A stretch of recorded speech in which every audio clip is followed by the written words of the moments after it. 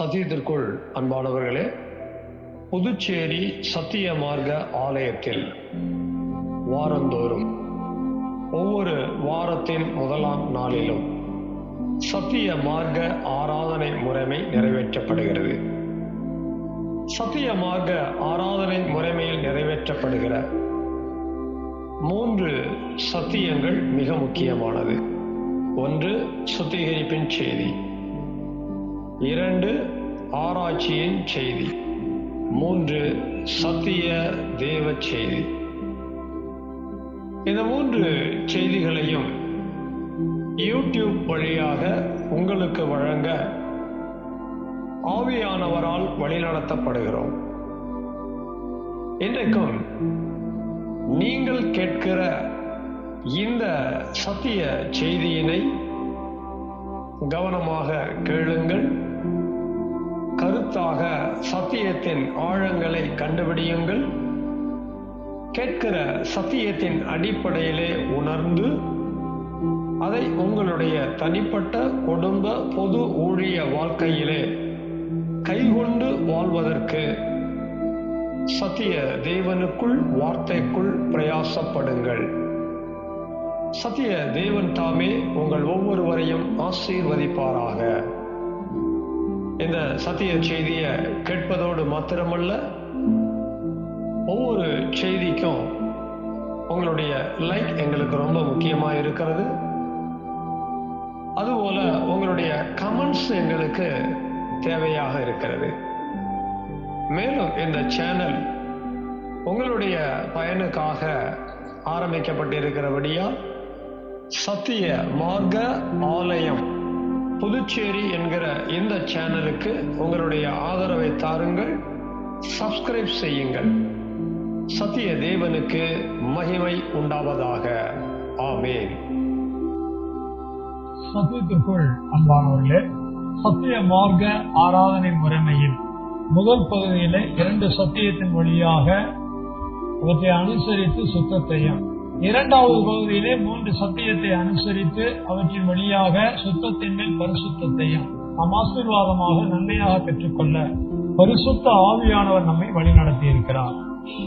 நாம் பெற்றுக்கொண்ட சுத்தம் பரிசுத்தத்தோடு 3வது பகுதியாக இருக்கக்கூடிய மகா பரிசுத்த ஸ்தலத்தின் வேலைக்குள்ளாக 2 விதமான சத்தியங்களை தொடர்ந்து அனுசரித்து மகா பரிசுத்தம் பெற்றுக்கொள்ள நாம் வாஞ்சியுள்ளவர்களாக காணப்பட வேண்டும். 1, ஜீவ வார்த்தையை குறித்த சத்திய தேவ செய்தி. 2, ஜீவ கிருபையை வெளிப்படுத்துகிற சத்திய ஜெப நேரம். எப்போதும் முதலாவது சத்திய தேவ செய்தியை நாம கேட்க இருக்கிறோம். சத்திய தேவ செய்தி என்பது தேவன் 3வது முறையாக நம்மோடு பேசுகிறார். அதே சமயம் நமக்குள்ளாக நம்முடைய இருதயங்களிலே அவர் தம்முடைய வார்த்தைகளை, புதிய உடன்படிக்கையின் சத்தியத்தை நமக்குள்ளாக எழுதி வைக்கிறார்.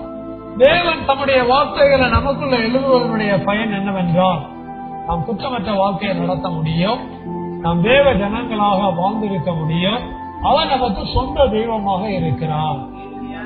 இப்படிப்பட்ட ஆசீர்வாதங்களை இன்றைக்கு நாம் சுதந்திரிக்கத்தக்கதாக சத்திய தேவ செய்தியை கேட்க இருக்கிறோம். சத்திய தேவ செய்தியுடைய தலைப்பு ஆவியின் கனியற்ற சத்தியம். தலைப்பு எழுதியாச்சு அப்படின்னா அதற்கான வேத வசனங்களை சொல்றேன், அதை புரியுங்க. கலாத்தியர் 5:22-23, எபேசியர் 5:9, பிரசங்கி 3:16, மத்தேயு 5:45. தலைப்பையும் வேத வசனங்களையும் புரிந்து கொண்டோமானால் முதல் 2 வசனங்களை ஒரு வரும், அடுத்து எபேசியர் 5:9 ஒரு வரும், பிரசங்கி 3:16 ஒரு வரும், மத்தேயு 5:45 ஒரு வருமா? தேவ மகிமைக்காக வாசிக்க நம்ம எல்லாரும் கேட்க ஆயத்தமா இருப்போமா?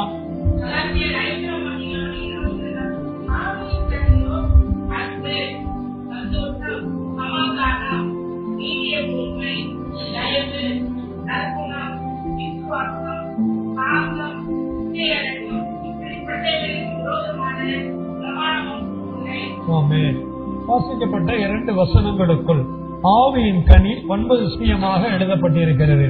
இந்த 9 சத்தியத்தையும் நாம நம்முடைய ஆவி ஆத்மா சரீரத்துல ஒவ்வொரு நாளும் வெளிப்படுத்தி நம்முடைய வாழ்க்கையை நடத்த வேண்டும். அப்படி அவைகளை வெளிப்படுத்தி வாழக்கூடாதபடிக்கு தடையாக என்னென்ன காரியங்கள் இருக்கிறது என்பதை நம்ம பிரசங்கமா கேட்டுக்கொண்டே வந்தோம். கிட்டத்தட்ட 9 விதமான ஆவியின் கனிக்கு தடையா இருக்கக்கூடிய 9 வகை அடையான ஆவியின் கனியற்ற காரியங்களை பிரசங்கமா கேட்டிருக்கிறோம். எப்பவுமே ஒரு பிளஸ் வரணும் அப்படின்னா அதற்கான மைனஸ் நீங்கணும். நமக்குள்ள ஆவியின் கனி வெளிப்படணும் அப்படின்னா ஆவியின் கனி வெளிப்படுவதற்கு தடையாக இருக்கக்கூடிய காரியம் என்னன்னு கண்டுபிடிச்சு அதை நீக்கணும். பால் பாத்திரத்தை கழுவாம பாலை காய்ச்சினோம் அப்படின்னா பால் பிரிஞ்சு போயிடும். குளிக்காம புதிய ஆடையை உடுத்தக்கூடாது. இந்த மாதிரி நாம என்ன செய்யணுமோ அதை செஞ்சுட்டு நாம என்ன செய்ய வேண்டுமோ அதற்காக முயற்சி பண்ணணும். நாம் செய்ய வேண்டிய ஒரு நன்மைக்கு ஒரு தடையா ஒரு தீமை இருக்கும். அந்த தீமையை நீக்கிட்டு அந்த நன்மையை நம்ம செய்யணும். நாம தீமையை நீக்காம நன்மையை செய்ய முயற்சி எடுக்கும் போது அது நம்முடைய வாழ்க்கையில செய்ய முடியாம போகுது. ஆவியின் கனி நமக்கு தேவை. ஆவியின் கனியற்ற தன்மையை நீக்கும் போது ஆவியின் கனியை நம்மால கொடுக்க முடியும். இதை நல்ல கவனமா பிரசங்கத்துல நீங்க கேட்டுக்கிட்டே வரணும். இந்த வாரம் பிரசங்கம் முடிஞ்சிருச்சு அப்படின்னு நினைக்க கூடாது. ஒவ்வொரு நாளும் எனக்கு தெய்வம் கொடுக்கிற பிரசங்கம் என்னுடைய வாழ்க்கையில டெய்லி நான் அதை அபியாசப்படுத்தி செய்வதற்கு கொடுக்கிறார். சோ கடந்த வாரம் அப்படிதான் கொடுத்தாரு, இன்னைக்கு அப்படி கொடுக்க இருக்கிறாரு. இன்னைக்கு தெய்வம் எனக்கு என்ன பேச போறாருங்கிற அந்த எதிர்பார்ப்புல கவனமா இருக்கணும். இப்ப அடுத்த வசனம் எபேசியர் 5:9 வாசிக்க இருப்போம்.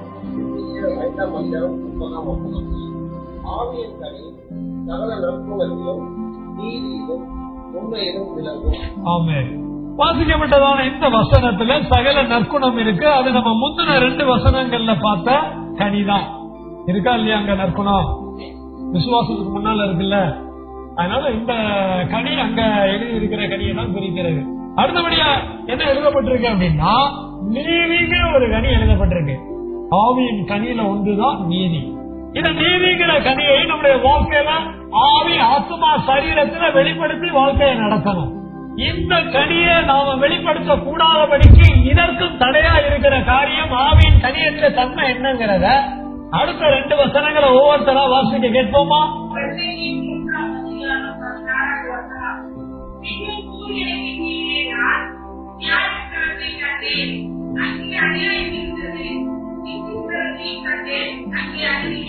சூரியனுக்கு கீழே நியாயஸ்தலத்தை கண்டேன்கிறாரு. அதே மாதிரி நீதி ஸ்தலத்தை கண்டேன்கிறாரு. நியாயஸ்தலத்துல நியாயத்துக்கு பதிலா அநியாயம் இருக்கு. நீதி ஸ்தலத்துல நீதிக்கு பதிலா என்ன இருந்துச்சு? அநீதி இருந்துச்சுன்னு எழுதி இருக்கிறது. சோ நீதி இருக்க வேண்டிய இடத்துல நீதி இல்ல அப்படின்னா கண்டிப்பா அதுக்கு பதிலா என்ன இருக்கும்? அநீதிதான் இருக்கும். அது சந்தேகமே இல்லை. இன்னொரு வசனம் மத்தேயு 5:45 வாசிக்க கேட்போம்.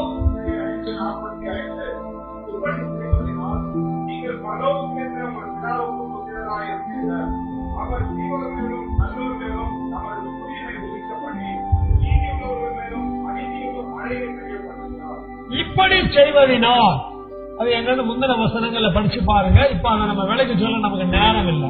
நல்லா கவனிக்கணும். பரலோகத்தில் இருக்கிற உங்கள் பிதாவுக்கு என்னவா இருப்பீர்கள்? நீங்களும் நானும் பரலோகத்தில் இருக்கிற பிதாவாகிய தேவனுக்கு தான் புத்திரன், பிள்ளை, கத்து பிள்ளைகள்.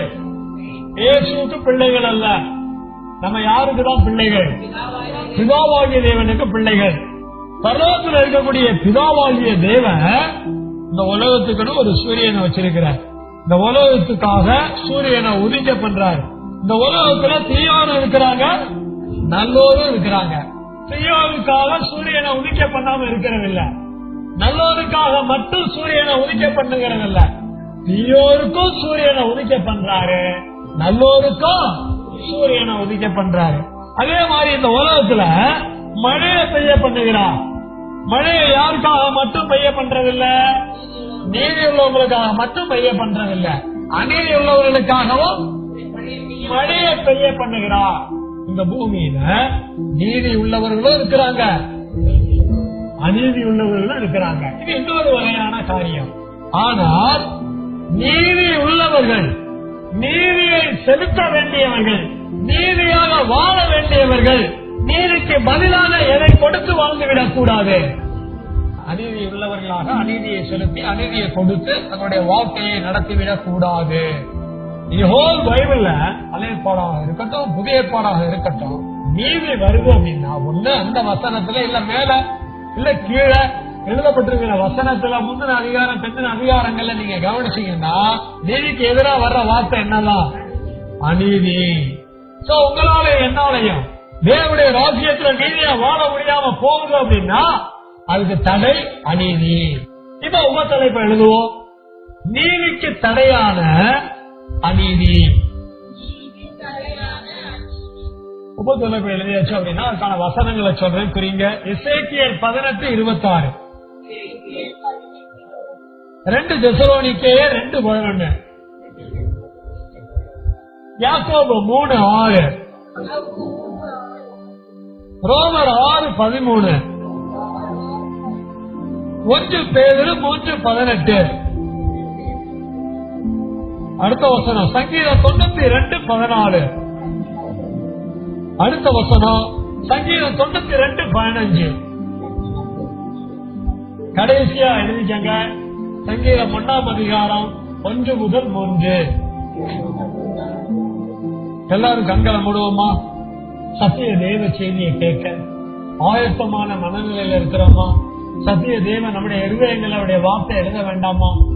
நமக்குள்ளாக தெய்வம் வெளிப்பட, தெய்வீகம் வெளிப்பட, தேவனுடைய சத்திய 3வது முறையாக நம்மோடு அவர் பேச வேண்டாமா?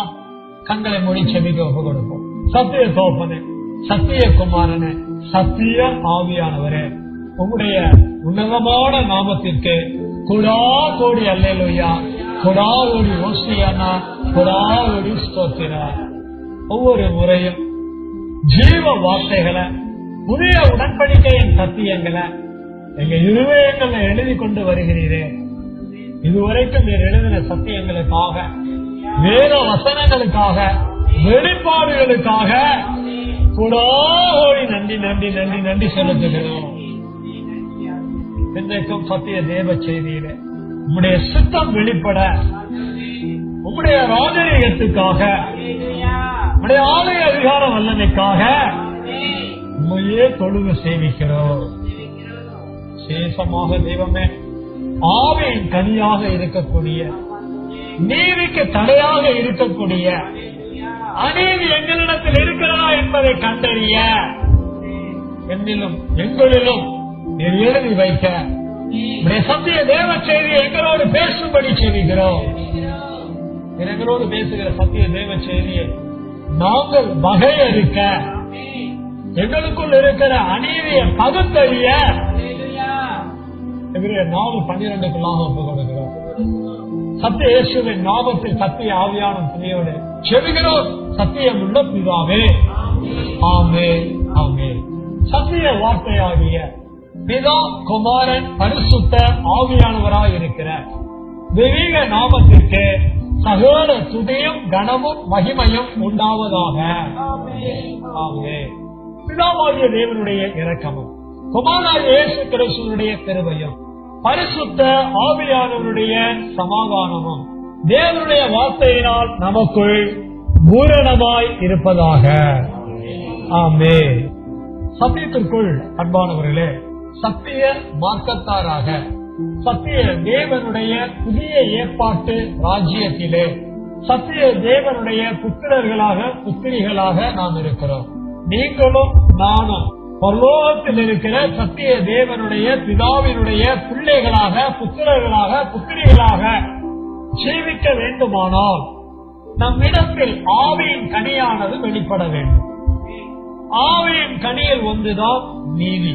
என்னிடத்திலும் உங்களிடத்திலும் ஒவ்வொரு நாளும் நம்முடைய ஆவியின் பேச்சிலே, நம்முடைய ஆத்துமாவின் எண்ணங்களிலே, நம்முடைய சரீரத்தின் கிரியைகளிலே நீதி வெளிப்படுவதற்கு பதிலாக அநீதி எந்த விதத்திலே இருக்கிறது என்பதை நாம் சத்திய தேவ செய்தியை கேட்டு அறிந்து கொள்ள வேண்டும். சத்திய தேவ செய்தியை கேட்கக்கூடிய நாமும் நம்மிடத்தில் எப்படியெல்லாம் அநீதி ஒட்டி இருக்குது அப்படிங்கறத என்ன செய்யணும்? கண்டுபிடிக்கணும். கண்டுபிடிச்சு அந்த ஆரியத்துல மனம் திரும்பணும். மனம் திரும்பாத பட்சத்துல நம்மை விட்டு எது நீங்காது, அது நீங்காது. மனம் திரும்பாத பட்சத்தில் நமக்கு எது வராது, நீதி வராது. அதனால நீக்க வேண்டியதை கண்டுபிடிக்கணும், கொண்டு வர வேண்டியதை சுதந்திரிக்கணும். இந்த இரு விதத்திலும் இந்த சத்திய தேவ செய்திய நம்ம எல்லாருமே கண்டு கருத்தா என்ன பண்ணணும், கவனமா கேட்கணும். சத்திய தேவ செய்திக்காக நம்ம எழுதி இருக்கிறதான வேத வசனங்களிலே முதல் வசனமாக இருக்கக்கூடிய எசேக்கியேல் புத்தகத்திலே 18:26 தேவ மகிமைக்காக ஒருவர் வாசிக்கவும்.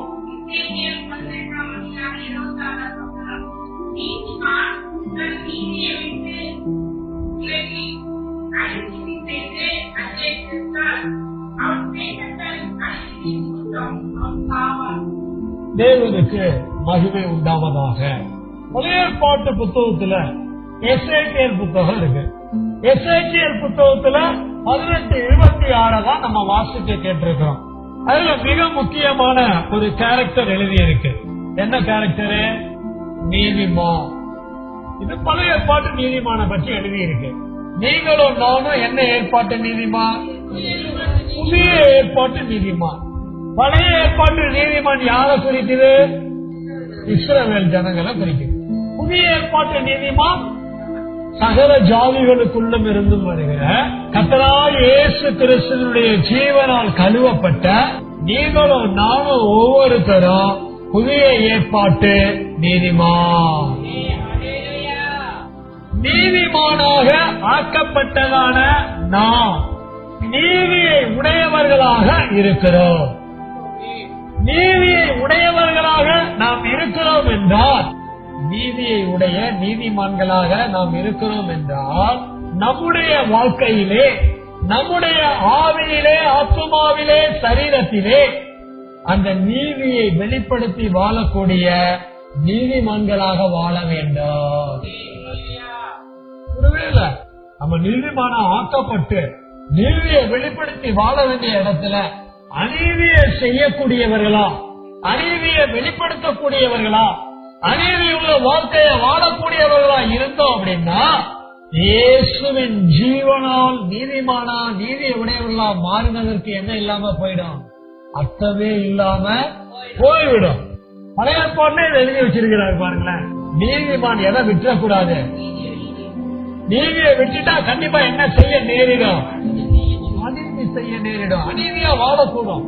அநீதியா வாழக்கூடியவங்க சாவான்னு எழுதி இருக்கு. என்னக்கா இருந்தாலும் ஒரு நாள் நம்ம சாகதான் போறோம், அதுல சந்தேகமே இல்லை. ஆனால் உங்க சாவும் என்னோட சாவும் அநீதியை வைத்து வந்துவிடக் கூடாது. நாம சாவும் போது கூட எப்படி சாவணும்? நீதிமான சாவணும். ஒருவேளை அநீதியோட நம்ம செத்தோம் அப்படின்னா, அநீதி நிமித்தம் நமக்கு 2ஆம் மரணம் உண்டு.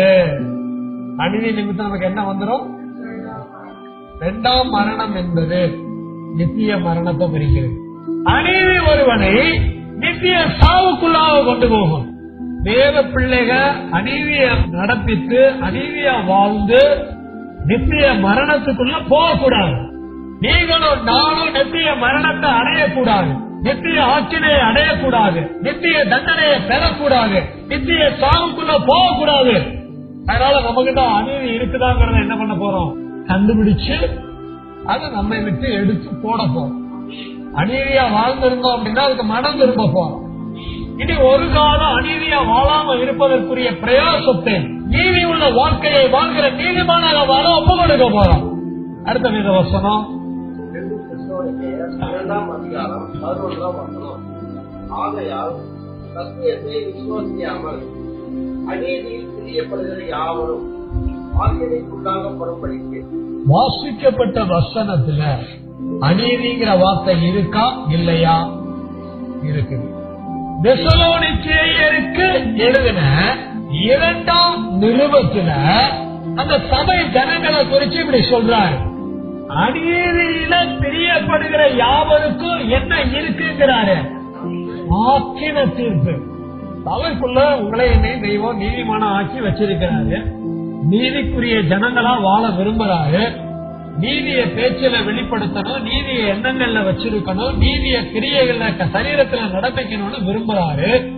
சோ தெய்வத்தின் விருப்பம் இப்படி இருக்கும் போது நீதியை குறித்த சத்தியத்தை நமக்கு சபையில பேசிக்கிட்டே வர்றாரு. அப்படிப்பட்ட நீதியை குறித்த சத்தியத்தை நாம கேட்டு விசுவாசிக்கணும். தெசலோனிக்கேயர் சபைக்கும் அப்படிதான் பேசப்பட்டிருக்கும். அவர்களுக்கு பேசப்பட்ட நீதியின் சத்தியத்தை அவர்கள் என்ன செய்யாமல், விசுவாசியாமல், அவர் புறஜாதிகளுக்கு நீதியை பற்றி சொல்லும் போது அதை அவர்களும் விசுவாசியாமல், அல்லது இன்றைக்கு சபையில நமக்கு நீதியை பற்றி தெய்வம் பேசும்போது அந்த நீதியின் சத்தியத்தை விசுவாசியாமல் நாம் நம்முடைய வாழ்க்கையை நடத்தி கொண்டிருந்தோமானால் எங்க விசுவாசிக்கணும்? ஆத்துமால. ஆத்துமால சத்தியத்தை குறித்த விசுவாசம் இல்லை அப்படின்னா என்ன சத்தியம்? நீதியை பற்றிய சத்தியம். ஆவியின் கனியாகிய நீதியை பற்றிய சத்தியத்தை தெய்வம் நம்மோடு பேசும்போது நம்முடைய ஆத்மா அதை விசுவாசியாம போகுது அப்படின்னா நம்ம எதுல பிரியப்படுறோம்? அவரு நீங்க கொடுத்த பணத்தை ஏமாத்திட்டாரு, உங்ககிட்ட அநீதி பண்ணிட்டாரு, உண்மைதான் பிரதர். இப்ப அவர்கிட்ட போய் கேட்கவோ வாங்கவோ எதுவுமே அவர்கிட்ட இல்ல, அவருக்கு கொடுக்கணுங்கிற மனசும் இல்ல, அவர்கிட்ட எதுவும் இல்ல. இப்ப இந்த நேரத்துல நீங்க அவருக்கு என்ன பண்ணிட வேண்டாம், இப்படி அவர் தரலையேன்னு அவர்கிட்ட போய் அநீதிய பண்ணிட வேண்டாம். அப்படிங்கும் போது அப்படி இல்லைங்க, அவர் நல்ல டைப்பு, ஒரு விசுவாசி, நம்ம சபைக்கு தான் வர்றான்னு சொல்லிதானே நான் அவனுக்கு உதவி செஞ்சேன், அவன் திரும்ப தரணுமா இல்லையா? இருக்கிறதெல்லாம் உண்மைதான் பிரதர். தரணுங்கிற மனம் அவனுக்கு இல்லங்கிறதும் உண்மைதான் பிரதர். ஆனா தரக்கூடிய நிலைமையில இப்ப அவன் இல்லங்கிறதும் உண்மைதான் பிரதர். இதுக்காக அவன் அநீதியை செஞ்ச மாதிரி நீங்க அவனுக்கு என்ன பண்ணிடக்கூடாது, தயவு செய்து பண்ணிடாதீங்க. இல்ல நான் போய் கேஸ் கொடுக்க போறேன், வேண்டாம் பிரதர். இல்ல அவனுக்கு ஏதாவது பண்ணியே ஆகணும். கேஸ் கொடுத்தீங்கன்னா அவனுக்கு கேஸ் இருந்துகிட்டே போகும், கடைசியில கோர்ட்டு அது இதுன்னு உங்களுக்கு செலவாகும். அதெல்லாம் நல்லது இல்ல பிரதர். அப்ப வேணா பாஸ் நான் வேற ஐடியா பண்ணிருக்கேன் பாஸ்டர். அது என்ன ஐடியா பண்ணிருக்கீங்க? அது உங்ககிட்ட சொல்ல மாட்டேன் பாஸ்டர். ஏன் சொல்ல மாட்டீங்க? ஆமா நான் அதை சொன்னேன்னா அதையும் செய்யாதவங்க மனசு என்ன தெரியுமா வச்சிருப்பாரு, 4 அடியாட்களை கூட்டிட்டு போவான்.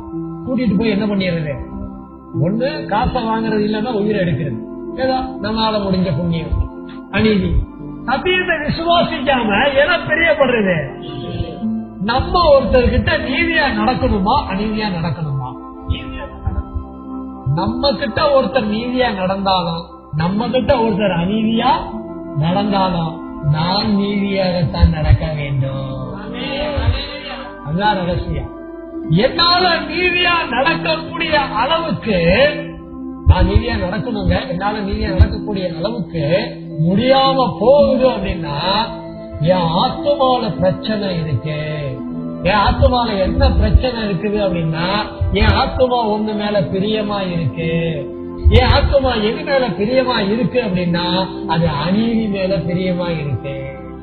காதல் கத்திரிக்காய் வேண்டாண்டா, எனக்கு வேண்டாம் கத்திரிக்காய் வேண்டாம்னு சொல்லுங்க, ஆனா எனக்கு எது வேணும்? காதல் தான் வேணும். நம்ம தேவ ஜனண்டா, அவங்க புறஜாதி ஜனண்டா, நான் ஜாதி பாக்குறது இல்ல. இது ஜாதி பாக்குற சமாச்சாரம் இல்லடா, நீ நீதிமான ஆக்கப்பட்டிருக்கடா, அப்ப அநீதிமான வாழ்க்கை நடத்துறாங்கடா. நீ அப்படி கட்டிக்குவேன்னு சொன்னீங்கன்னா அவங்க அப்படித்தான் திருமணம் பண்ணணும்பாங்க, அவங்க அப்படித்தான் வாழ்க்கை நடத்தணும்பாங்க. அது அநீதியா போயிருந்தா போனா போகுது. மனசுல என்ன இருக்கு? சொந்த பந்தங்கள்ல இதெல்லாம் நடக்கிறத நான் பாக்குறேன். சோ அநீதி எந்தெந்த விதத்துல எல்லாம் நம்ம செய்ய வழி இருக்குங்கிறதெல்லாம் கவனிக்கணும். நீ மனம் திரும்பிட்ட, ரட்சிக்கப்பட்டுட்ட, சபைக்குள்ள நீதிமானா வந்துட்ட அப்படின்னா இனிமே நீதிமானா வாழ்வதற்குரிய நீதி என்னவோ அந்த சத்தியத்தை தெய்வம் என்ன பண்ணிக்கிட்டே இருப்பாரு, பேசிக்கிட்டே இருப்பாரு, உனக்குள்ள எழுதி வச்சுக்கிட்டே இருப்பாரு. அதை பற்றிய சிந்தைக்கு தான் நீ வரணும். நீதியின் மேல பிரியம் வரணும். நீதியின் மேல பிரியம் இல்லாம சத்தியத்தை விசுவாசிக்காம உன் மனதை நீ வச்சிருந்த அப்படின்னா உன் மனசுல நீ ஏதோ பிரியப்படுற ஆளா இருப்ப. அநீதியை பிரியப்படுற யாரெல்லாம் ஆத்மால அநீதியை பிரியப்படுறவங்களா இருக்கிறோமோ அவங்க ஆத்மால அநீதியானது அக்கிரமமாக இருக்கும். அக்கிரமம் அநீதி. அக்கிரமம் என்பது என்னங்க? அநீதி. வேதத்துல எங்கெல்லாம் அக்கிரமம் எழுதப்பட்டிருக்குதோ அதெல்லாம் அநீதி. அதெல்லாம் ஆத்மால இருக்கா, என் ஆத்மால இருக்குதா நான் செக் பண்ணணும். அதை செக் பண்ணாம என் வாழ்க்கையை நடத்திட்டு இருந்தேன் அப்படின்னா என்னால அநீதியை தான் கொடுக்க முடியும். ஆத்மால என்னால அநீதியை தான் கொடுக்க முடியுமே ஒழிய என் ஆத்மால எதை கொண்டு வர முடியாது, நீதியை கொண்டு வர முடியாது. நான் எது மேல பிரியமா இருக்கிறேன், நீதி மேலையா அநீதி மேலையா? சிந்திச்சு பாருங்க, யோசிச்சு பார்ப்போம். இப்ப அடுத்த வசனம், அது அநீதி நிறைந்த உலகம். நம்முடைய அவைகளில் நாமானது சரீரத்தை களைவதை ஆயுள் சக்கரத்தை பொறுப்பு வருவதாயும் நரக அக்கினியினால் கொடுக்கப்படுவதாயும் இருக்கிறது. ஸ்தோத்திரம். நாவு என்னன்னு வேதம் சொல்லுது? நெருப்பு. நாவு என்னது சொல்லுங்க? நெருப்பு. எல்லாம் பைபிள்ல தான் இருக்கு. உலகத்துல இருக்கிற அத்தனையும் பைபிள்ல இருக்கு. நிஜமா சொல்றேங்க, உலகத்துல இருக்கிற எல்லாரும் என்ன சொல்றாங்கன்னா, எல்லாம் எங்களுக்கு தெரியுமே அப்படிங்கிறான். உனக்கு தெரியும், ஆனா அதை குறிச்சு உனக்கு அறிவு இருக்குதா? எங்களுக்கு தான் இருக்கு. உலகத்துல இருக்கிற எல்லாமே பைபிள்ல இருக்கு. அது உனக்கும் தெரியும். உனக்கு தெரியுங்கிறத தெய்வம் அறிவா. அதனால இதெல்லாம் எங்களுக்கு தெரியும் உலக ஜனங்க சொல்ற மாதிரி நீங்களும் எனக்கு தெரியுமே அப்படின்னு சொல்லக்கூடாது. நம்ம நாக்கு எப்படிப்பட்டது? நெருப்பு. நாக்கு எப்படிப்பட்டது? அடிக்கடி இந்த நெருப்பு அடுத்தவங்க மேல கொளுத்துறோம். இந்த நெருப்ப அடுத்தவங்க மேல போடுறோம், பத்த வைக்கிறோம். நான் கரெக்டா சொல்லணும். அடிக்கடி இந்த நெருப்பு அடுத்தவங்க மேல என்ன பண்றோம்? பத்த வைக்கிறோம். நாவு நெருப்பு அப்படின்னா நாவு அநீதின்னு அர்த்தம். நெருப்புல கூட நல்ல நெருப்பு இருக்கு, கெட்ட நெருப்பு இருக்கு. வீட்டை கொளுத்துனா கெட்ட நெருப்பு, வீட்டுக்குள்ள விளக்க கொளுத்துனா அது நல்ல நெருப்பு. வித்தியாசம் இருக்கணும். நான் பேசுற பேச்சு ஒருத்தனை உயிர்ப்பிக்கணும். நான் பேசுற பேச்சு ஒருத்தனை சாவடிக்க கூடாது. நான் பேசுற பேச்சு குற்றமற்றதா இருக்கணும். நான் பேசுகிற பேச்சு குற்றமுள்ளதா இருக்கக்கூடாது. என் நாக்கு நெருப்பு அப்படின்னா என் நாக்கு அநீதியா இருக்குன்னு அர்த்தம். என் நாக்கு அநீதியா இருக்குதுன்னா என் வாயின் பேச்சு மீறுதலா இருக்குன்னு அர்த்தம். என் ஆத்துமா நீதியை விரும்பல, என் ஆத்துமா அநீதியில பிரியப்படுது அப்படின்னா ஆத்துமால இருக்கிற அநீதி உள்ள இருந்து நாக்குக்கு வரும். நாவ நெருப்பா மாற்றும், நாவ அநீதியா மாற்றும். அது என்ன பண்ணும் அப்படின்னா நம்முடைய ஆயுள் சக்கரத்தையே என்ன பண்ணிடும்? கொளுத்தி போட்டோம். அடுத்து பாருங்க, முழு சரீரத்தை என்ன படுத்திடுமா? அடுத்த லெவலுக்கு நம்மளை கொண்டு போயிடும். குற்றத்திலே அடுத்த நிலைக்கு தள்ளிவிடும். ஆத்துமால இருக்கிற அநீதி ஆவியாகிய நாவுக்கு வரும். ஆவியாகிய நாவுல அது மீறுதலா இருக்கும். இன்னைக்கு நம்ம பேசுற பேச்சு மீறுதலா இருக்குதா? எதை பேசக்கூடாதோ அதை பேசுறோமா? எதை பேசணுமோ அதை பேசுறோமா? ஒண்ணு இல்லைங்க, கணவனா இருக்கட்டும் மனைவியா இருக்கட்டும், எல்லாருக்கும் பேச்சுக்கு உரிமை இருக்குது. ஆனா எல்லாருடைய பேச்சு எப்படி இருக்கணும்? நீதியா இருக்கணும். பெற்றோரா இருக்கட்டும் பிள்ளையா இருக்கட்டும், எல்லாருக்கும் பேச உரிமை இருக்கு. ஆனா எல்லாரும் பேசலாம். பேசுற பேச்சு நீதியா இருக்கணும், என்னவா இருக்கக்கூடாது? அநீதியா இருக்கக்கூடாது. ஊழியனா இருக்கட்டும் விசுவாசியா இருக்கட்டும், எல்லாருக்கும் பேச ரைட்ஸ் இருக்கு. ஆனா பேசுற பேச்சு என்னவா இருக்கக்கூடாது? அநீதியா இருக்கக்கூடாது. சில நேரம் தாயும் தாப்புன்னு பிள்ளைகளை திட்டுவாங்க. இத பெற்றோர் பிள்ளைகளை திட்டுவத பிள்ளைகள் பெற்றோர அநீதின்னு என்ன பண்ணக்கூடாது? நினைக்க கூடாது. பிள்ளைகள் தவறு பண்ணும் போது பெற்றோர் என்ன பண்ணுவாங்க? திட்டுவாங்க. என்னப்பா நீ அநீதி பேசுற, என்னப்பா நீ அநீதி பேசுற அப்படி கேட்க கூடாது. ஒருத்தர் கண்டிக்கிறதையும், ஒருத்தர் நம்முடைய குறைய சுட்டி காட்டுறதையும், ஒருத்தர் நம்முடைய அநீதியை நீக்குவதற்காக எடுக்கிற முயற்சியின் வார்த்தைகளையும் நம்ம என்னன்னு பார்க்க கூடாது? அநீதியும் பார்க்க கூடாது. நேரம் கணவனை மனைவி திட்டுவாங்க, மனைவிய கணவன் திட்டுவாங்க. ஆனா ரெண்டுலயுமே என்ன இருக்கணும்? நீதி இருக்கணும். ஆனா ரெண்டுலயுமே எது இருந்துடக்கூடாது? அநீதி இருந்துடக்கூடாது. ஒண்ணு இல்லைங்க, சம்பாதிக்கிற காசை பூரா சூதாடிட்டு கணவன் வராருன்னு வைங்க. வீட்டுக்கு வந்த உடனே மனைவி வாங்க வாங்க வாங்க வாங்க, கையா கால கழுவுங்க, குளிக்கிறீங்களா? அந்த துணி எடுத்து போடுறேன், வாங்க கறி சோறு ஆக்கி வச்சிருக்கிறேன், வாங்க நடு வீட்டுல உட்காருங்க, மூக்கு பிடிக்க சாப்பிடுங்க, போதுங்களா? இந்த 2 துண்டு வைக்கிட்டுங்களா? இந்த 2 வேட்டி வைக்கிட்டுங்களா? அப்படின்னு என்ன பண்ணக்கூடாது? அப்படின்னு கேட்கக்கூடாது. அப்படி கேட்க மாட்டாங்க. இதெல்லாம் புருஷனா? எத்தனை மாசம் சகிக்கிறது? சம்பாதிக்கிறீங்க, ஒரு பொண்டாட்டி இருக்கு, வீட்டுல 2 பிள்ளை இருக்குது, கொண்டு வந்து அவங்களுக்கு காசை கொடுக்கணும், காசும் கொடுக்க மாட்டேன், வந்தவங்க சோற வையுங்க, எப்படி வைக்கிறது? கையா வெட்டி போட்டா குழம்பு வைக்கிறது? என்னையா புருஷன் நீங்க கூட கொஞ்சமாவது அறிவு கேட்பாங்களா இல்லையா?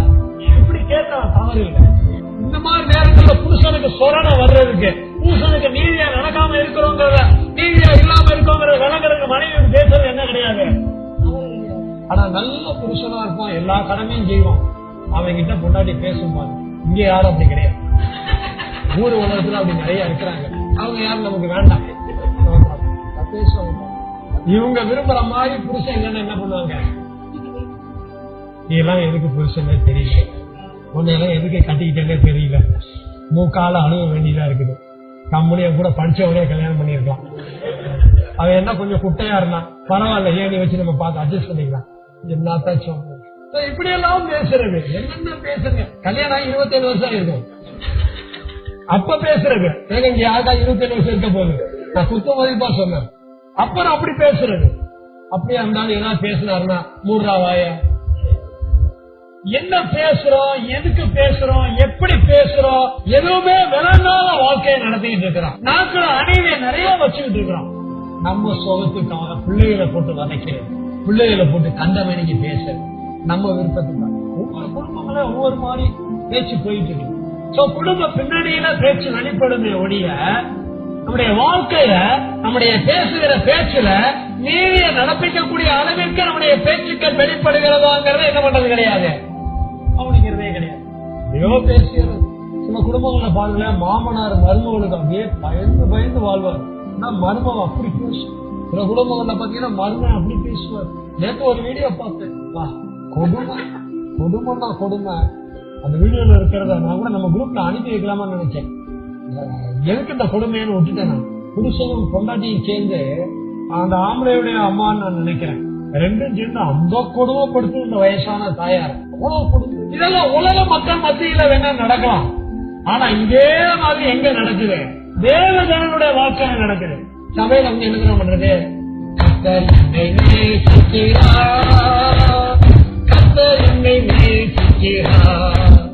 வீட்டுல போய் வீட்டுல இருக்கிற ஒரு மாமனார மாமியார என்ன பண்றது கிடையாது, பேசிக்கிறது கிடையாது. சந்தோஷம் பொங்குது, சந்தோஷம் பொங்குது. வீட்டுல வச்சு பண்ண என்ட்ரன்ஸ் வாசப்படி வர அந்த சந்தோஷத்தோட திரும்பி போவாங்க. அந்த வாசப்படி வளர்ந்து என்ன அப்படியே மோத்த மாட்டுகிறது. கட்சிக்கு போயிட்டு வரும்போதே எழுத்தாப்புலயே பூதேவி மாதிரி வந்து நிக்குது பாரு. உன் அம்மாட்ட எதாவது சொல்றது இல்லையா, நான் வரும்போது முன்னாள் நிக்க கூடாது போய் சொல்லிடுறேன். யாரு? உத்தம புருஷன். நம்முடைய நாட்டை எப்படி பயன்படுத்துறோம், நம்முடைய வார்த்தைகளை எப்படி உபயோகப்படுத்துகிறோம், நீதியா இருக்குதா அநீதியா நம்மளை கரப்பிடிச்சு அடுத்த லெவல்ல நம்மள பாவம் ஆச்சு. நம்முடைய ஆயுள் சக்கரத்தை கொடுத்து நம்முடைய வாழ்க்கையவே இறந்து போக பண்ணும். நீதியை வெளிப்படுத்தி வாழ வேண்டிய நம்ம ஆத்மால அநீதியை பிரியப்படும் போது அது ஆவியில நம்முடைய நாக்கு வழியா வாய் வழியா வெளிப்பட ஆரம்பிச்சு. நம்ம பேசுறதெல்லாம் நீதியா இருக்குதுன்னு நம்ம தான் நினைச்சுக்கிட்டு இருப்போம். ஆனா நம்ம பேசுற பேச்சுல எத்தனையோ என்ன இருக்காது. அதான் உன்னை பார்த்தாலே தெரியுதே பாஸ்டர், நீ ஒரு ஆளே போதுமே, ஒரு பானை சோத்துக்கு ஒரு சோறு பதம். எப்ப பார்த்தாலும் எங்களை திட்டிகிட்டே இருக்கிறீங்களா, எப்ப பார்த்தாலும் எங்களை அவமானப்படுத்திக்கிட்டே இருக்கிறீங்களா, நீங்க எல்லாம் உருப்பிடணும் ஒண்ணுதான். அதெல்லாம் நாங்க உருட்டுக்குவோம், நீ உருப்பிடு. இதுதான் அநீதி. கவனிக்கணும். என்ன சொல்றாங்க, எதுக்கு சொல்றாங்க, எதுவுமே புரியாம நீதி அநீதினு நினைக்க கூடாது, அநீதிய நீதினு நினைக்க கூடாது. பேசுற பேச்சு நீதியா அநீதியான்னு கண்டுபிடிக்கணும். நம்ம தேவனுடைய ராஜ்யத்துல இருக்கிறோம். நம்ம எங்க இருக்கிறோம்? தேவனுடைய ராஜ்யத்துல. நீ நானும் என்ன பேசினாலும் யாருக்கு கேட்கும்? தெய்வத்துக்கு கேட்கும். நீ நானும் பேசுற எல்லாம் கேட்கும், எல்லாமே கேட்கும். அதனால நம்ம நாட்டுல அநீதி இருக்குதா நீதி இருக்குதா, பெற்றோட்ட எப்படி பேசுறோம், பெரியவங்கள்ட்ட எப்படி பேசுறோம், கணவன் எப்படி பேசுறோம், மனைவிட்ட எப்படி பேசுறோம், ரொம்ப யோசிக்கணும். இப்ப சமீபமா நான் பேச்செல்லாம் ரொம்ப குறைச்சிட்டேன். ரொம்ப குறைச்சிக்கிட்டே வர முடிஞ்ச அளவுக்கு குறைப்போம். ஏதாவது வந்துடக்கூடாது பாருங்க. அதே மாதிரி நாட்கள் அநீதி என்ன பண்ணக்கூடாது, இருக்கவும் கூடாது. இருந்தாலே வரும், வரவும் கூடாது, நல்லது. ஆனா நாட்டுல இருக்கவும் கூடாது. நாட்டுல என்ன இருக்கணும்? நீதி இருக்கணும். அப்பதான் என்ன வார்த்தை வரும்? ஜாக்கிரதையா இருக்கணும். எதுக்கு எடுத்தாலும் கோவப்பட்டுருவோம் நம்ம. அந்த மாதிரிலாம் பார்க்க கூடாது. நீங்க சோத்திரம் ஏன் நாட்கள் அநீதி இருக்காருன்னு நான் சிந்திக்கணும். சபைக்குள்ள இருந்துகிட்டு அடுத்தவங்களை மனசுல படம் போட்டு பாத்துட்டு இருக்க கூடாது. அநீதியை பத்தி தெய்வம் நமக்கு பேசிட்டு இருக்கிறாங்கன்னா ஏன் நாட்டுல அநீதி இருக்கான்னு நான் நினைக்கிறோம். உடனே நம்ம என்ன நினைக்கிறது? சத்தியா ஆவியானவர் அவனை பத்தி எப்படி பேசுறாரு, சத்தியா ஆவியானவர் அவளை பத்தி எப்படி பேசுறாரு. தயவு செய்து இங்க அடுத்தவங்களை என்ன பண்ணக்கூடாது. என் நாட்டை கழுவதான் நான் வந்திருக்கேன், என் ஆத்மாவை கழுவதான் வந்திருக்கேன். நான் தேவனுடைய ராஜ்யத்துல புத்திரனா புத்திரியா வாழணும். என் நாக்கு நெருப்பு, அந்த நெருப்பை அணைக்கணும். என் நாக்கு அநீதி, அந்த அநீதியை கழுவணும். என் நாக்குல நீதி வரணும். என் ஆயுள் சக்கரம் கூடணும். எனக்குள்ள நித்திய மரணம் வராம இருக்க என் வாழ்க்கையை நடத்த வேண்டும். அடுத்த வசனம் வாசிங்க சார். நீங்கள் உங்கள் அவயங்களை அநீதி ஆயுதங்களாக பாவத்திற்கு ஒப்புக்கொடாமல் உங்களை மைத்துனரிலிருந்து பிழைத்திருக்கிறவர்களாக தேவனுக்கு ஒப்புக்கொடுத்து உங்கள் அவயங்களை நீதிக்குரிய ஆயுதங்களாக தேவனுக்கு ஒப்புக்கொடுங்கள். ஆமென். வாசிக்கப்பட்ட ரோமர் புத்தகத்தில் உள்ள வசனத்துல உங்கள் அவயவங்களை, ரோம சபையில உள்ள ஒவ்வொருவருடைய சரீரத்தின் அவயவங்களை அநீதியின் ஆயுதங்களா பாவத்துக்கு ஒப்பு கொடுக்காமல் வருது. பாத்தீங்களா, அநீதி வந்த உடனே என்ன வருது?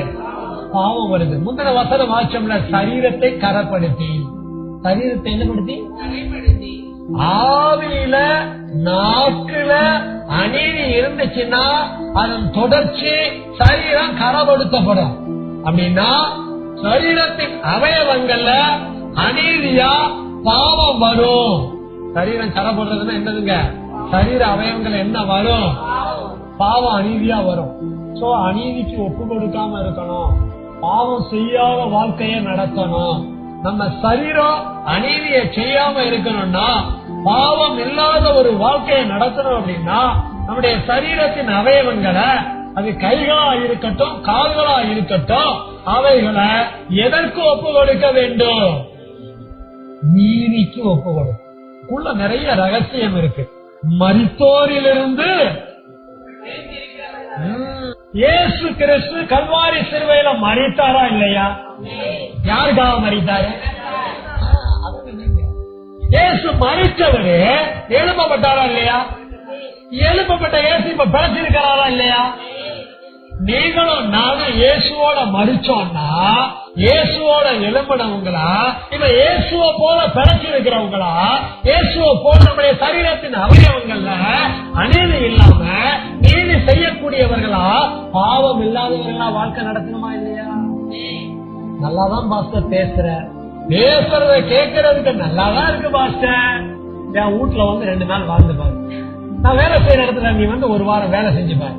நீ வேலை செய்யற இடத்துல நான் வந்து வேலை செஞ்சாலும் சரி, இல்ல நான் வேலை செய்யற இடத்துல நீயே வந்து வேலை செஞ்சாலும் சரி, நம்ம எங்க இருந்தாலும் மரித்தோரிலிருந்து எழுந்தவர்கள் போல பிழைத்திருக்கிற ஒரு வாழ்க்கையை தேவனுக்காக நடத்தணும். அப்படின்னா அநீதியை எடுத்து போட்டுட்டு நீதியுள்ள ஆயுதமா நம்முடைய சரீரத்தை எதுக்கு ஒப்பு கொடுக்கணும்?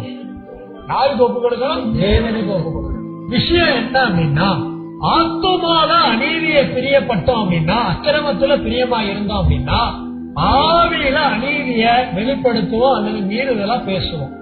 ஆத்துமால இருக்கிற அநீதி ஆவியில மீறுதலா வரும். ஆத்துமால அக்கிரமமா இருக்கும், ஆவியில மீறுதலா வரும்.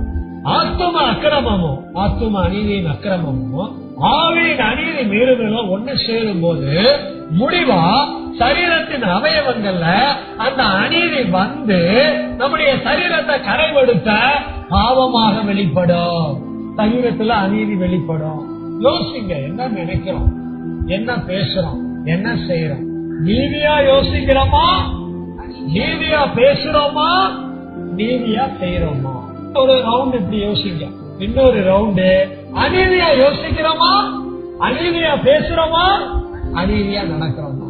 அநீதியா யோசிக்கிறோம்னா அக்கிரமம், அநீதியா பேசுறோம்னா மீறுதல், அநீதியா நடக்கிறோம்னா பாவம். எப்படி லைஃப் போகுது? யார பத்தி வேணா சிந்திக்கங்க, தப்பு இல்லைங்க. ஆனா எப்படி சிந்திக்கிறீங்க? நீதியா சிந்திக்கிறீங்களா? அநீதியா சிந்திக்கிறீங்களா? அதான் முக்கியம். உங்களுக்கு பிடிச்சவங்களை பத்தியும் சிந்திக்கிறீங்க, பிடிக்காதவங்களை பத்தியும் சிந்திக்கிறீங்க. பிடிச்சவங்களை பத்தி சிந்திக்கும் போது நீதியா இருக்கும், பிடிக்காதவங்களை பத்தி சிந்திக்கும் போது அநீதியா இருக்கும். பிடிக்காதவங்களை பத்தி சிந்திச்சாலும் நமக்குள்ள எது வந்துடக்கூடாது? இப்படி எடுத்துக்கோங்களேன், நமக்கு நன்மை செஞ்சவங்களை பத்தியும் சிந்திக்கிறோம், நமக்கு தீமை செஞ்சவங்களை பத்தியும் சிந்திக்கிறோம். நன்மை செஞ்சவங்களை பத்தி சிந்திக்கும் போது நீதிதான் இருக்கும், சந்தேகமே இல்லை. ஆனா தின்மை செஞ்சவங்க தீமை செஞ்சவங்களை பத்தி சிந்திக்கும் போது என்ன வரும்? அப்படி அநீதி வரும்போது அந்த அநீதியில பிரியப்படாம அந்த அநீதி என்ன பண்ணணும்? வெறுத்து நீதியா மாத்தணும். இதுதான் அநீதியை மாத்துறது, இதுதான் அநீதியை நீக்கிறது, இதுதான் அநீதியை எடுத்து போடுறது. நல்லது செஞ்சவங்க நம்ம முன்னால வரும்போது என்ன பண்ணுவோம்? பிரதர், சிஸ்டர், அப்படிமோ. இதே தீமை செஞ்சவங்க நமக்கு பிடிக்காதவங்க முன்னால வரும்போது என்ன பண்ணுவோம்?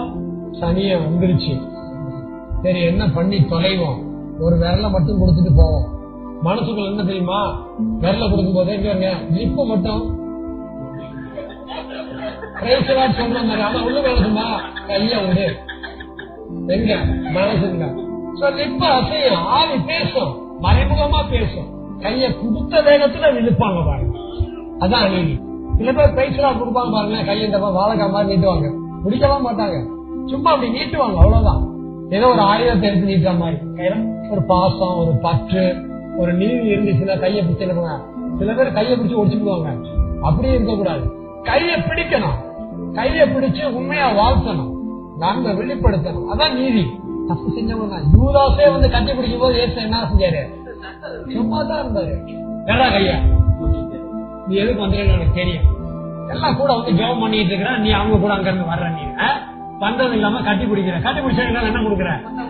முத்தம் வேற கொடுக்குற, காலைல பல்லு விளக்குன்னு என்னமோ தெரியல. இந்த மாதிரிலாம் ஏசு ஒண்ணும் செய்யல, தள்ளி விடல, முத்தம் கொடுக்காதாங்கள. வேறு என்ன பண்றான்? ஒருத்தன் காதை வெட்டான். அப்ப ஏசு என்ன பண்றாரு? அந்த காதையும் சேர்த்து வெட்டுறான். அப்படி சொல்லவே இல்லை அவரு. காதை எடுத்து ஏசு காதை என்ன பண்றாரு? தன்னை பிடிக்க வந்தவன் காதை ஒட்டுறாரு. இது நீதியா அநீதியா? ஏசுக்கு நீதியே தெரியல அப்படின்னு நான் சொல்ல முடியும்? ஏசு வேறு தன்னை பின்பற்றி வந்த சீசன் செய்யற அந்த அநீதிய நீக்கி அந்த நீதியை உண்டு பண்றாரு. வெட்ட காதுகளை ஒட்டுகிறா. நீங்க என்ன பண்ணுவீங்க? நம்ம என்ன பண்ணுவோம்? ஒட்டின காதை எடுத்து விடுவோம். இயேசுக்கு ஒண்ணுமே தெரிய மாட்டேங்குது. நான் இவருக்காக காதை வெட்டுறேன், இவரு காதை என்ன பண்றாரு? எடுத்து ஒட்ட வைக்கிறேன். இயேசுக்கு ஒண்ணுமே தெரியல. நம்ம இப்படி யோசிக்கிறோம், நம்ம இப்படி பேசுறோம், நம்ம இப்படி நடந்துக்கிறோம். இயேசுவை பாருங்க, அவங்க என்ன பண்ணாரு, எப்படி பேசினார், எப்படி நினைக்கிறார், யாரா இருந்தாலும் எப்படி பழகுறார், எப்படி தேவனுடைய ராஜ்யத்தை பத்தி பேசுற, தேவனுடைய ராஜ்யத்துல ஊழியம் செஞ்ச அவர் தேவனுடைய குமாரனா, தேவனுடைய புத்திரனா, மனுஷகுமாரனா இருந்தாலும் நீதியை நிறைவேற்றி வாழ்ந்தார். தேவனுக்கு ஒப்பு கொடுத்து வாழ்ந்தார். பாத்தீங்களா? நம்ம வாழ்க்கையை நடக்கணும். அடுத்தடுத்த வசனங்களை விறுவிறுன்னு வாசிச்சு நம்ம முடிக்க போறோம். இயேசு எப்படிப்பட்டவர், இயேசு நம்ம எப்படிப்பட்டவர்களாக மாற்றி இருக்கிறார் என்பதை விளங்க பண்ணுகிற 1 Peter 3:18. கிறிஸ்துவும் நம்ம தேவனிடத்தில் இருக்கும்படி அநீதி உள்ளவர்களுக்கு பதிலாக நீதி உள்ளவனாய் பாவங்களின் நிமித்தம் ஒரு தினம் பாடுபட்டார். அவன் மாம்சத்திலே நுழைந்து ஆவியிலிருந்து செயல்பட்டார். ஆமென். வசனத்துல ஏராளமான ரகசியங்கள் இருக்கு. இன்னைக்கு நம்ம கேட்கிற சத்திய தேவ செய்தியின் அடிப்படையில இந்த வசனத்துல இயேசு என்ன உள்ளவர்னு எழுதி இருக்கு. எல்லாரும் சொல்லுங்க, இயேசு என்ன உள்ளவர்? நீதி உள்ளவர். ஆனா அவர் கல்வாரி சிலுவையில பாடுபட்டாரா? யாருக்காக பாடுபட்டாரு? அநீதி உள்ள எனக்காக, அநீதி உள்ள நமக்காக. இயேசு பாடுபடணும்னு எந்த அவசியமும் இல்ல. ஆனா இயேசு நமக்காக பாடுபடணும்னு அவர் தலையெழுத்து. நீதி உள்ளவராக இயேசு பாடுபட்டார். இதுல இருந்து என்ன விளங்கணும் அப்படின்னா, ஏராளமான ரகசியம் இருக்கு.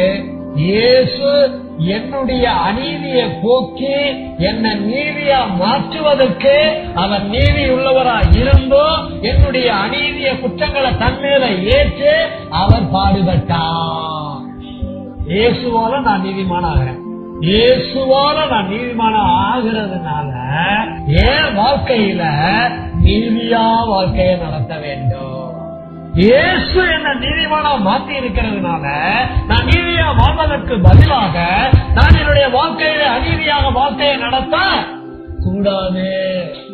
ஏன்னா இயேசு நீதி உள்ளவரா இருந்தும் பாடுபட்டிருக்கிறாரு. நான் என் வாழ்க்கையில நீதியை நிறைவேற்றி பாடுபடணுமே வெளிய அநீதியை நிறைவேற்றி அடுத்தவங்களை பாடுபடுத்த கூடாது. கலங்குதுன்னா ஒரு அநீதியா சொல்லுங்க. சத்தியெல்லாம் வாழ்க்கையில நிறைவேற்றி வாழணும். சத்தியத்தெல்லாம் நிறைவேற்றாமடி இயேசு வரும்போது நம்மளால என்ன பண்ண முடியாது? எடுத்து கொள்ளப்பட முடியாது. சபைக்கு வர்றது போறதெல்லாம் பெருசு கிடையாது. சபையிலே உங்களோடும் என்னோடும் தெய்வம் பேசி நமக்குள் எழுதி வைக்கிற சத்தியத்தை நம்முடைய வாழ்க்கையில கைகொண்டு வாழ்வதற்கு நாம் விழிப்புணர்வு உள்ளவர்களாக இருக்க வேண்டும். நல்ல தீர்மானம் எடுக்கணும். அடுத்த வசனம் வாசிங்க. சங்கீதம் 92:14.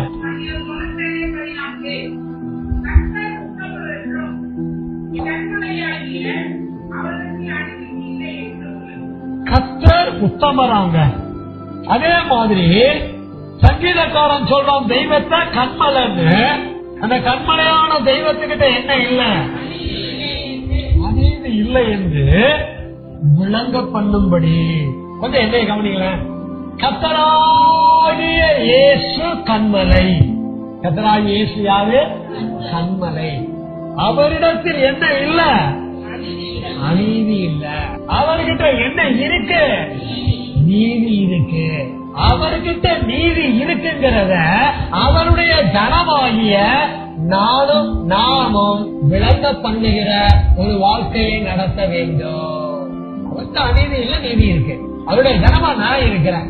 என்கிட்ட என்ன இருக்கக்கூடாது? என்ன இருக்கணும்? அநீதி இருக்கக்கூடாது, நீதி இருக்கணும். இப்ப 15ஆம் வசனத்தை ஒருவர் வாசிங்க. அதே அதிகாரத்துல 15, சங்கீதம் 92:15. இந்த வசனத்தை வயசானவங்களை வாழ்த்தும் போது எல்லாரும் சொல்லுவாங்க, அல்லது வயதானவர்களுக்கு ஒரு பிரசன்டேஷன் கொடுக்கும் போது இந்த வசனத்தை வாங்கி என்ன பண்ணுவாங்க? பிரசன்ட் பண்ணுவாங்க. நல்லா கேட்டுக்கங்க. இது லிட்டரலா எழுதப்பட்டிருந்தாலும் இன்னைக்கு நீங்களும் நானும் இதை ஆவிக்குரிய விதத்துல பார்க்கணும். இப்ப நான் மனம் திரும்பும் போது, நான் மறுபடியும் பிறக்கும் போது, நான் ரட்சிக்கப்படும் போது என் ஆவிக்குரிய வாழ்க்கை ஆரம்பிக்குது. அப்புறம் 10 வருஷம் போகுது, அப்புறம் 20 வருஷம் போகுது, அப்புறம் 30 வருஷம் போகுது, அப்புறம் 40 வருஷம் போகுது. ஆவிக்குரிய முதிர்ச்சிக்குள்ள வளர்ந்து போயிட்டு இருக்கிறேன். 50 ஆகுது. 50 வயது ஆனாலும் ஆவிக்குரிய முதிர்ச்சியில நான் என்ன கொடுக்கணும்? கனி தரணும். என்ன கனி? நீதியின் கனி.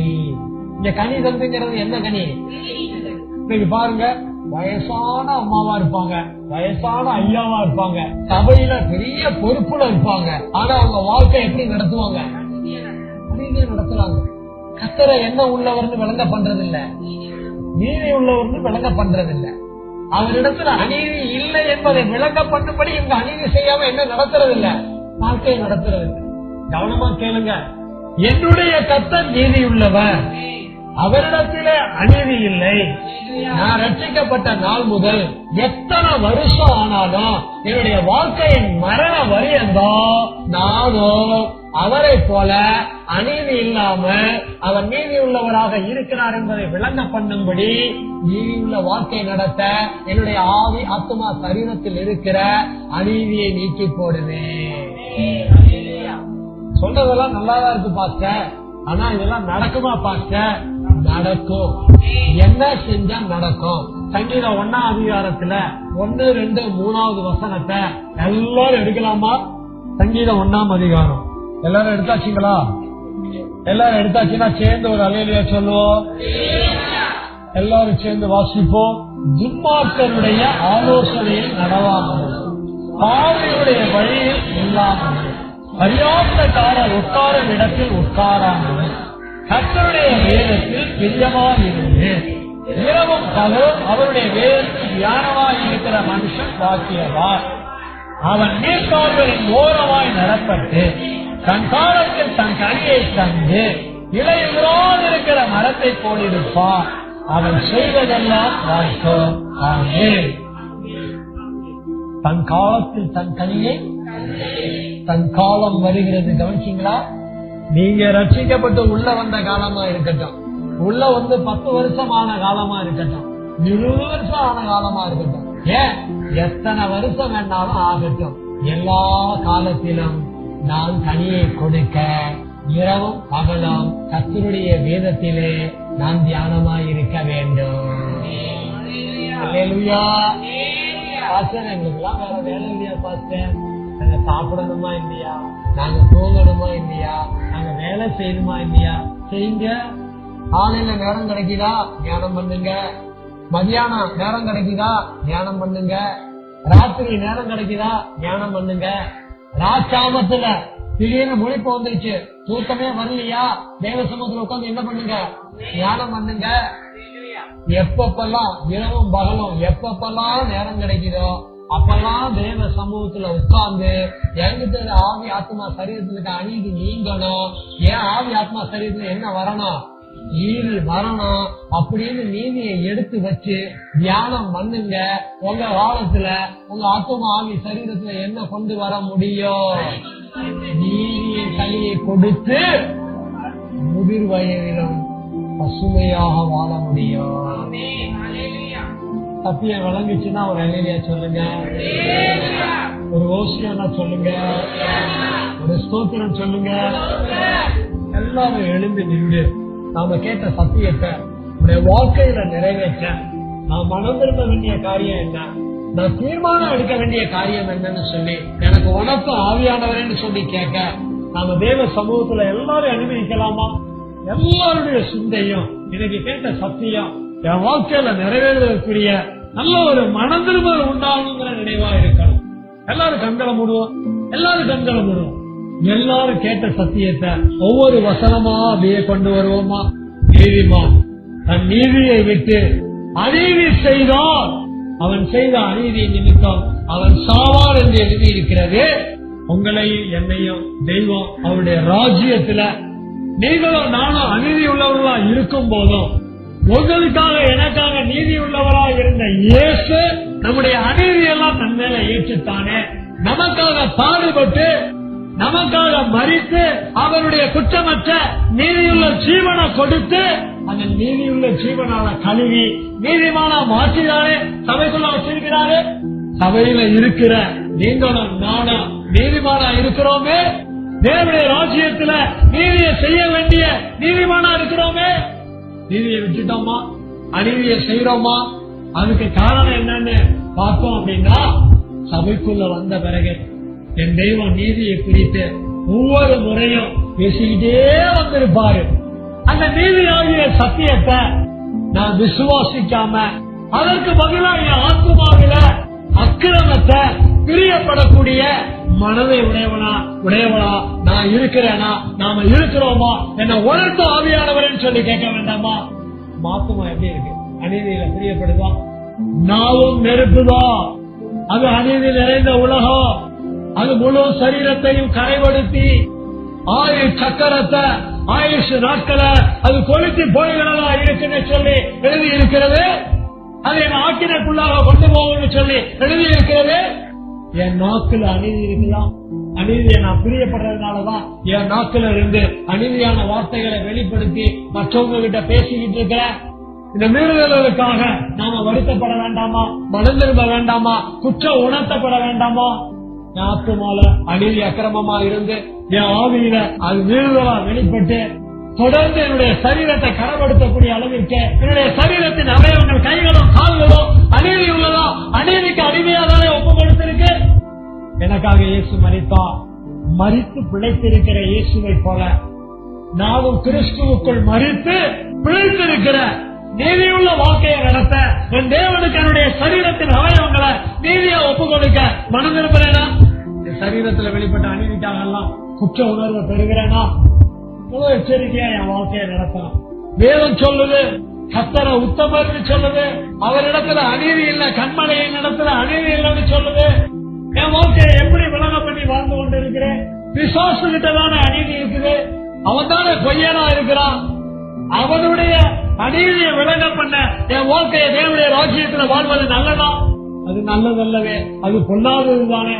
என்னுடைய கர்த்தராகி இயேசு, என்னுடைய கண்மலையாகி இயேசு நீதி உள்ளவர், அநீதி இல்லாதவர். இதை விளங்க பண்ணுகிற ஒரு வாழ்க்கையை நடத்த என்னுடைய முதிர் வயதிலோ, என்னுடைய ஆவிக்குரிய முதிர் வயதின் காலகட்டத்திலோ நான் அநீதியை வெளிப்படுத்தாம நீதியை வெளிப்படுத்தி வாழ்வதற்கு, கனிவந்த பசுமையான ஒரு வாழ்க்கையை வாழ்வதற்கு தேவன் விரும்புகிறாரு.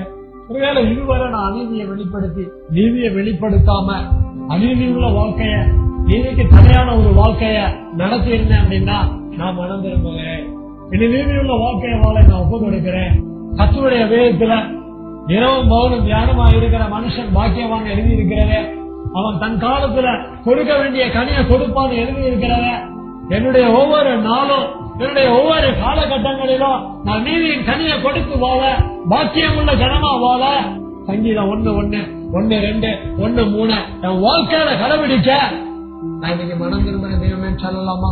யாரெல்லாம் மனம் திரும்புறோமோ, யாரெல்லாம் அநீதியான வாழ்க்கை வேண்டாம்னு சொல்லி உணர்த்தப்படுறோமோ, யாரெல்லாம் நீதியுள்ள வாழ்க்கை வாழணும்னு சொல்லி தீர்மானம் எடுக்கிறோமோ, அவர்களெல்லாம் தெய்வ ஆக்கினத்தை விளக்கி 2ஆம் வருகையில எடுத்துக் கொள்ளுவா. இயேசு 2ஆம் வருகையில எடுத்துக் கொள்ளப்பட இன்னைக்கு நாம கேட்ட சத்திய செய்தியின் அடிப்படையில மனம் திரும்பி வாழ ஒப்பு கொடுக்கிற ஒவ்வொருவருக்காகவும் நம்முடைய நேத்திரவர்கள் செவிப்பார். நம்மை தாழ்த்துவோம். வெளிப்படுத்துகிற பரிசுத்த ஆவியான துணையோட ஆமாண்டவரே, சத்தியத்திலே நீதிக்கு எதிரான அநீதியை ஒவ்வொரு இருதயத்தில் எழுதி ஆசீர்வதித்து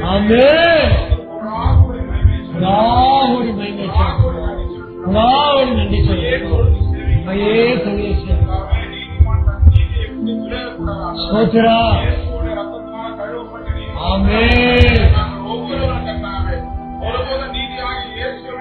விளையே கூடாது வழி நடத்தும்.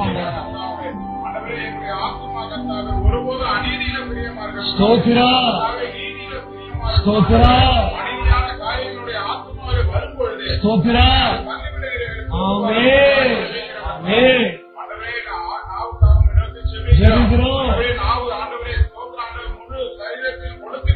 ஸ்தோத்திரா அநீதி நிறைந்த உலகம் ஸ்தோத்திரா என்னுடைய ஆவியாக இருக்கிற அந்த ஆவிய கர்த்தாவே ஒருபோதும் அநீதியான ஸ்தோத்திரா. வெளிப்படக்கூடாது.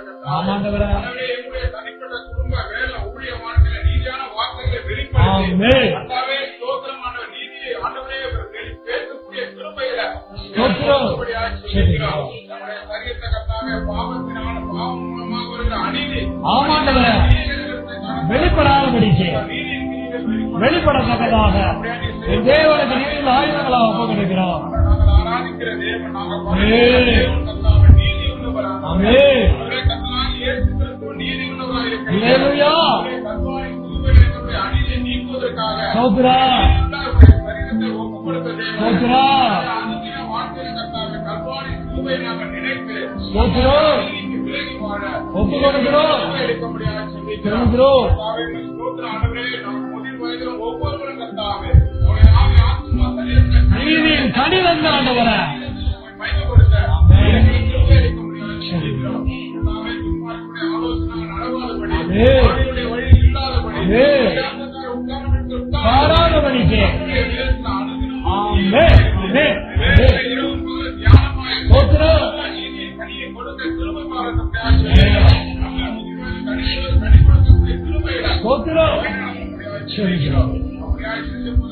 நன்றி.